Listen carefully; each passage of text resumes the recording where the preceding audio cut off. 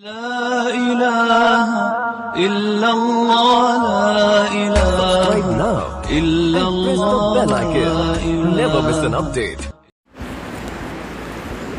जज़ाकल्ला ख़ैर। डॉक्टर साहब अॻियूं सुवालु आहे ॻोठ हनीफ़ नोड़ियो बदीन खां असांजे दोस्त फज़ल मुमताज़ नोड़ियो पुछियो आहे। संदन सुवालु आहे त रमज़ान जा ॿिया रोज़ा छॾे सिर्फ़ु जुमे ऐं क़दर जो रोज़ो रखणु कीअं आहे?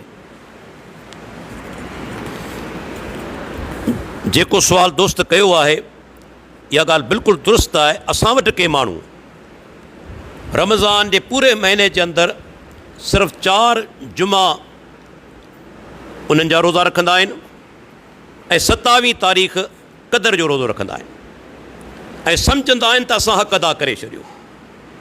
अहिड़ो माण्हू अल्लाह जे प्यारे पैगम्बर जो मुखालिफ़ आहे, दीन इस्लाम जो मुखालिफ़ आहे, क़ुरान सुन्नत जो मुखालिफ़ आहे।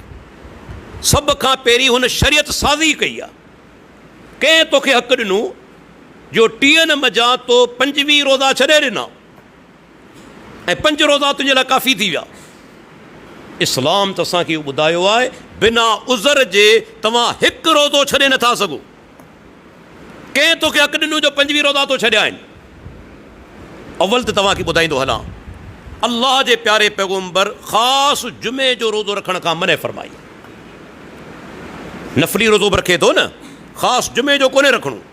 पाण सुगरा फ़रमाईंदा हिकु ॾींहुं अॻु में रखे या पोइ रखे, ख़मीस जुमो करे या जुमो छंछरु करे, जेकॾहिं नफ़ली रोज़ा आहिनि।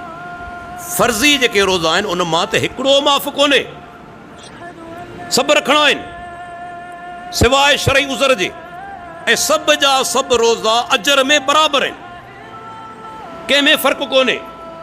ऐं ॾिसो जहालत असांजे मुआशिरे में क़दर जो रोज़ो अल्लाह जा बाना कोन थींदो आहे, क़दर जी राति थींदी आहे।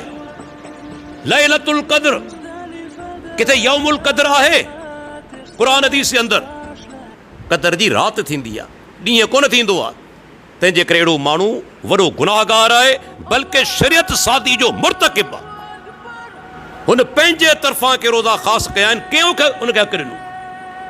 तंहिंजे करे बिना शरई उज़र जे हिकु रोज़ो तव्हां छॾे नथा सघो। यादि रखो इहो वॾो गुनाह आहे, गुनाह कबीरा आहे। अल्लाह ताला असांखे रमज़ान जा सभु रोज़ा ईमान ऐं एहतिसाब जी हालत में रखण जी तौफ़ीक़ अता फ़रमाए। जज़ाकल्ला।